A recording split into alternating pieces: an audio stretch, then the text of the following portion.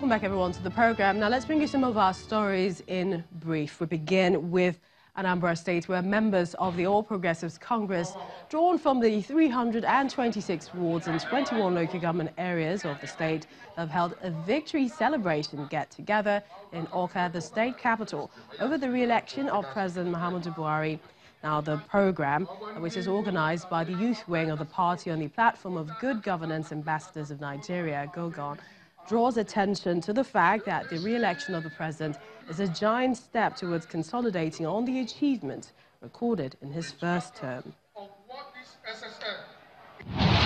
Elsewhere, the Independent National Electoral Commission, INEC Edo State, has confirmed the receipt of sensitive materials ahead of this Saturday's State Assembly elections. The Edo State INEC Resident Electoral Commissioner, Mr. Emmanuel Hart, confirmed this in a chat with Channels Television. Says sorting of the items are ongoing at the Central Bank of Nigeria office in Benin City. And they know that we are around. They wouldn't allow you to see them. Now, the national dialogue on the dangers of vote buying, organized by the National Orientation Agency, NOA, has kicked off in Abuja. The event has in attendance representatives from civil society organizations, the police, the military, and other sister security agencies. Now, according to the Director Special Duties, Mrs. Metse Edekobi, the objective of the dialogue is to identify the challenges of vote buying and also brainstorm over what can be done to eliminate the menace. The Director General of the NOA, Garba Abari, is also canvassing for a stronger interagency collaboration, especially with the anti-graft agencies. Now, Imo State is one of the states in Nigeria to watch out for ahead of Saturday's governorship election. The reasons are quite many. From history of intense contest and the caliber of candidates jostling, some would say the number as well. It's indeed a tight race ahead of Saturday. Well, our correspondent, Itope, gives us some understanding of the dynamics.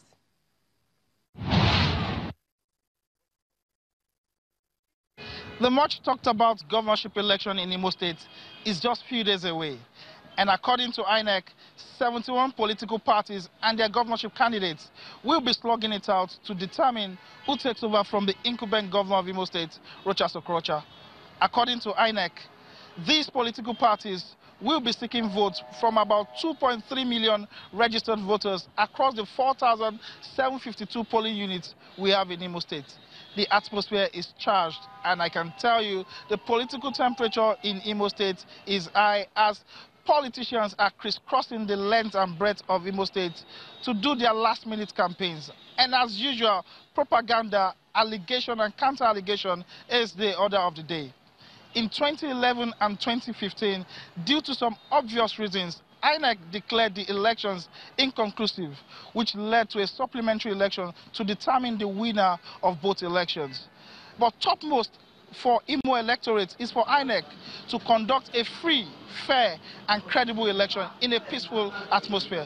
Later today, INEC will be meeting with stakeholders ahead of Saturday's election. We will be right there keeping you up to speed with events and happenings around here before, during and after Saturday's governorship election in Imo State. From Owerri, the Imo State capital, Eyitope, Channels Television News. Well, some political temperature, Itope there with the latest. But elsewhere, with a few days to the governorship elections, a federal high court in Kano nullified the People's Democratic Party governorship candidacy, and this is for not conducting primaries. The court, presided by Justice Ambrose Lewis Alagoa, ruled that the purported nomination of Abba Kabir as governorship candidate of the PDP is null and void. Counsel to the plaintiff, Kabiru Usman, says the PDP would have to provide another governorship candidate before the coming polls.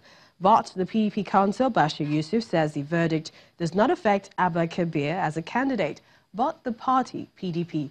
Now, according to him, the PDP will obey a court order asking the party to organize another primary within 14 days from the day of judgment.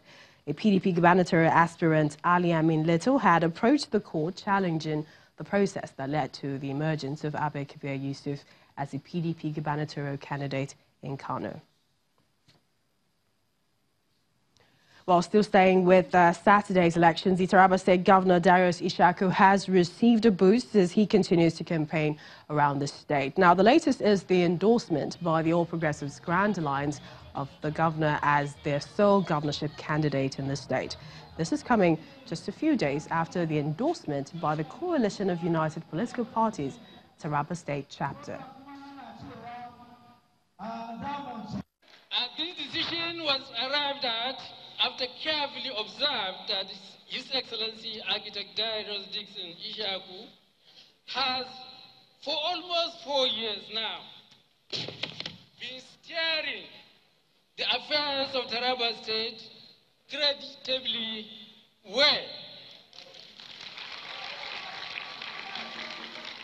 thereby sharing the same vision with me.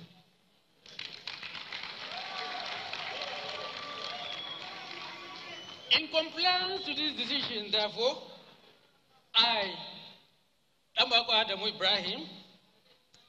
the gubernatorial candidate of the All Progressive Alliance Party, APGA, in Taraba State, wish to announce that I have withdrawn from the contest.